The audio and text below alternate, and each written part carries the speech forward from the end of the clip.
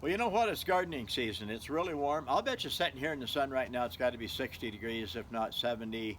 I'll bet it's probably up around 70 degrees. And you know what I seen for the first time this year? You're not going to believe this. I just seen it. A guy was mowing the lawn.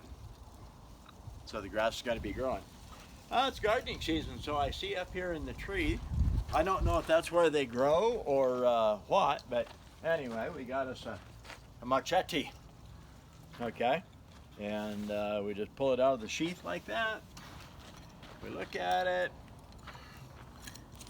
and we do the paper test. I have no idea. They grow in a tree around here, so I just look at them a little bit and see it has been used. There's no question about that, because I can see the flat spots on the blade. So let's see. That's not too bad. Okay, so we're starting even back here. Nope, here. Yep. Kind of rough. All right, so let's work on it. I'm going to use, you know, black sharpeners matter. So let's work on it. And somebody actually took a little time to sharpen that pretty decently. I can see how it's ground way back, like with a belt sander. So we're going to match that angle, just like that.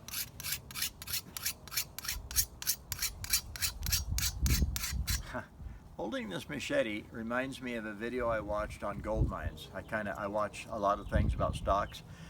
There was a gold mine down Papua New Guinea on the south side. I believe there's two islands right there. It took 20 years to build the road to get to the gold mine. It took 50 years total to actually be producing enough gold to really pay that they knew the assay on the land, and it's way the hell up. You'd have to look this thing up and see what it took them. And from the ocean in, they'd work 7 days with all the equipment they had to make 20 feet of road. 20 feet of road. That's almost less than across your living room, and it took 7 days. It was a hard job. Anyway, there's quite a bit to that gold mine.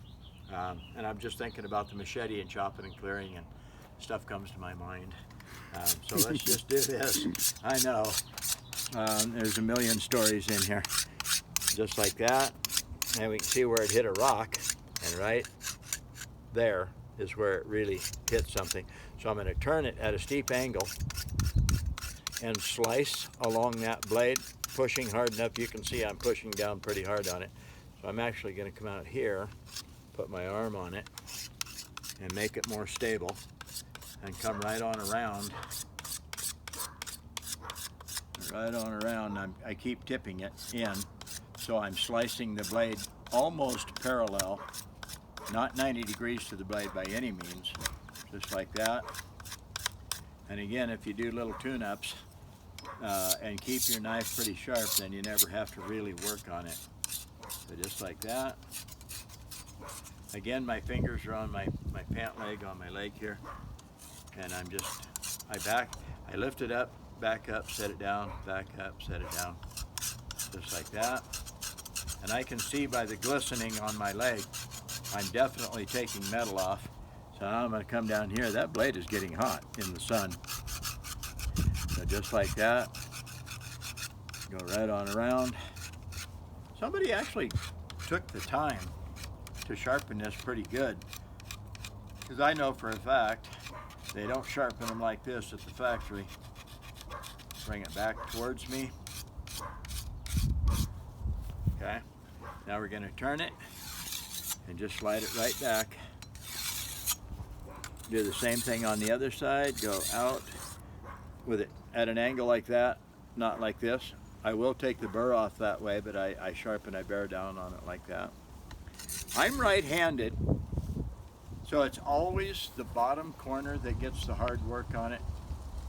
And I'll show you the corner here in just a little bit. So let's lighten up on it. Take the burr off. and see if we're better at slicing paper. Yeah. Look at the metal on this side of the blade. That's funny. There is quite a bit of metal there, but I expect that. You could run it through like this.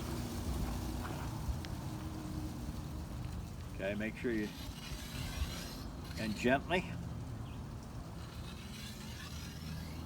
And I can see the metal coming off of that blade. I'm just letting the weight of the blade be the guide. Now, if I was doing that for real, I'd probably use a bigger handled one so I can hang on to it better.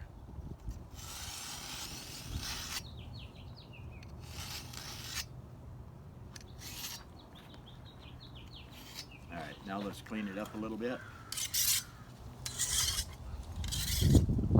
It is kind of a soft steel. I kind of expect that for a probably a $10, maybe $15 machete.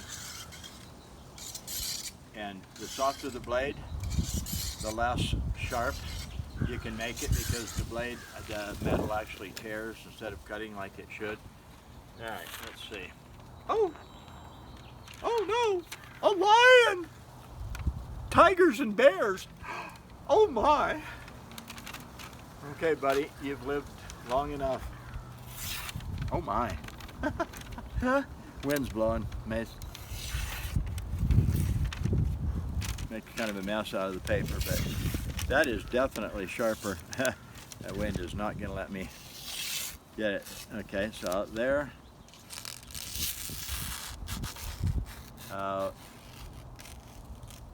There.